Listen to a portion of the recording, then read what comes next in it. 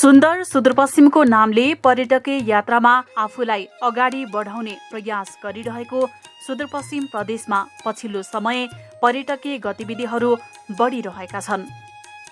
पछिल्लो समय यस क्षेत्रका विभिन्न पर्यटकीय गन्तव्यहरूमा आन्तरिक तथा बाह्य पर्यटकहरूको उल्लेखनीय उपस्थितिले पनि यस क्षेत्रमा पर्यटनसँग सरोकार राख्नेहरूलाई एक किसिमको उत्साह थपेको देखिन्छ।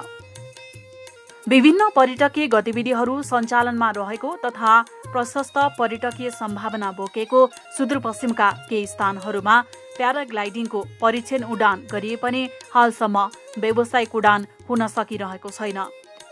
यसै सन्दर्भमा हालै यस क्षेत्रका पर्यटनलाई प्रवर्धन गर्ने उद्देश्यले पर्यटकीय सम्भावना बोकेका कैलालीको चिसापानी क्षेत्रमा साहसिक पर्यटनको रूपमा चिनिने प्याराग्लाइडिङको पूर्व सम्भाव्यता अध्ययन सम्पन्न भएको छ।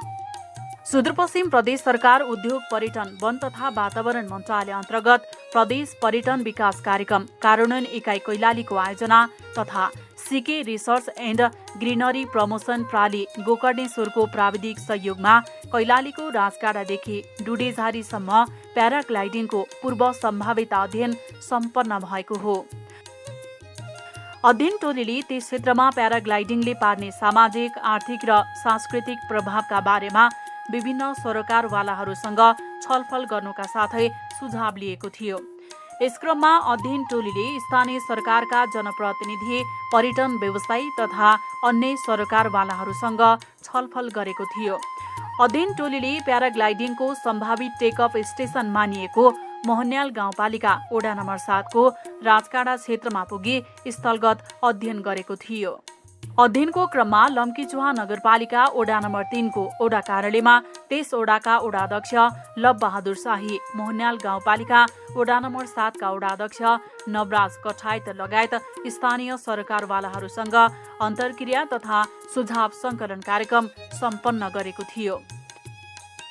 उक्त कार्यक्रममा स्थानीय सामुदायिक वन प्रतिनिधि, स्थानीय पर्यटन व्यवसायी, सुरक्षा निकाय प्रतिनिधि, स्थानीय होमस्टे सञ्चालक, मन्दिर व्यवस्थापन समिति प्रतिनिधि, होटल व्यवसायी, स्थानीय जनप्रतिनिधि र सञ्चारकर्मीहरूको उपस्थिति रहेको थियो। कार्यक्रममा उपस्थित प्रदेश पर्यटन विकास कार्यक्रम कार्यान्वयन इकाइका प्रमुख डबल बहादुर बोहराले मन्त्रालयको तर्फबाट पर्यटनको क्षेत्रमा थुप्रै कामहरू गर्न खोजिरहेको र स्थानीय तथा निजी क्षेत्रको पनि उत्तिकै भूमिका हुनुपर्ने बताउनु भएको थियो। उक्त कार्यक्रममा प्राध्यापक डाक्टर प्रेम शर्माले सामाजिक सहअस्तित्व सहित पर्यटन विकासमा स्थानीयको भूमिका कस्तो रहन सक्छ भनी प्रस्तुतिकरण गर्दै सुझाव सङ्कलन गर्नुभएको थियो भने वन तथा वातावरण विज्ञ श्री सुधिल गोपाल आचार्यले यसले भविष्यमा वन वातावरणमा कस्तो असर पर्ला र यसका सब्सिडीका उपायहरू के हुन सक्लान् भनी सुझाव सङ्कलन गर्नुका साथै प्रस्तुतिकरण गर्नुभएको थियो। सुझाव सङ्कलन तथा अन्तर्क्रिया कार्यक्रममा प्याराग्लाइडिङ पाइलट श्री रामप्रसाद राईले परीक्षण उडानको क्रममा देखिएको प्राविधिक पक्षको बारेमा जानकारी दिँदै मोहन्याल गाउँपालिका वडा नम्बर 7 मा रहेको राजकाडाको जालपादेवी मन्दिर वा हात्तीढुङ्गाबाट सहजै उडाउन सकिने र लम्कीचुहाको वडा नम्बर 3 को बलचौर आसपासमा अवतरण गर्न सकिने बताउनुभयो।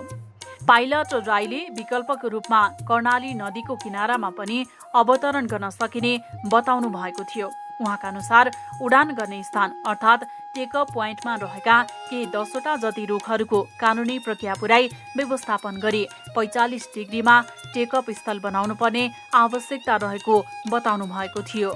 प्राविधिक दृष्टिकोणले प्याराग्लाइडिङको व्यावसायिक उडान सुरु गर्नका लागि अझै विस्तृत अध्ययन आवश्यक रहेको भए तापनि यस क्षेत्रमा सञ्चालनमा रहेको जलयात्रा, केबल कार, होमस्टे, जङ्गल सफारीसँगै प्याराग्लाइडिङलाई जोड्न सकियो भने यस क्षेत्रको पर्यटनलाई नयाँ उचाइ दिन प्याराग्लाइडिङ व्यवसाय कोसेढुङ्गा हुने कुरालाई नकार्न सकिँदैन। यस अध्ययनका विभिन्न सरकारवालाहरूसँग छलफल गर्दा सबै सकारात्मक रहेको देखिएको छ।